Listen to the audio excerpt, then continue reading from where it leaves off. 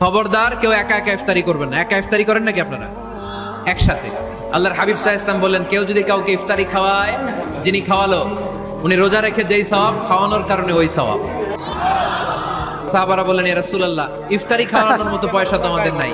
আল্লাহর হাবিব সাল্লাল্লাহু আলাইহি ওয়াসাল্লাম বললেন, ওয়ালাউ বিশারবাতিমা, যদি এক ঢোক পানি দিয়েও ইফতারি খাওয়া, তবেও এই সওয়াব পাওয়া যাবে।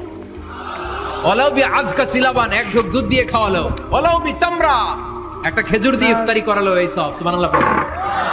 দুই ভাই ইফতারি করতে বসছেন, আপনার প্লেট থেকে একটা পেঁয়াজু আপনার ভাইয়ের প্লেটে দিলেন, আপনার ভাই একটা খেজুর আপনার প্লেটে দিল, দুইজনের ইফতারি খাওয়ানোর সওয়াব হয়ে গেছে। সুবহানাল্লাহ কইতে পারলেন না? পারবেন সবাই? একসাথে খাবেন না আলাদা?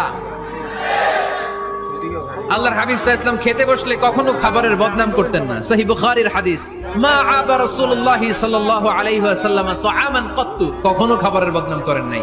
এই 63 বছর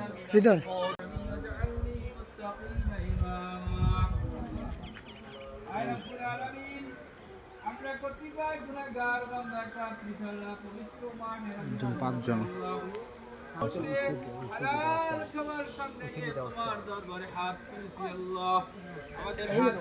তোমার দরবারে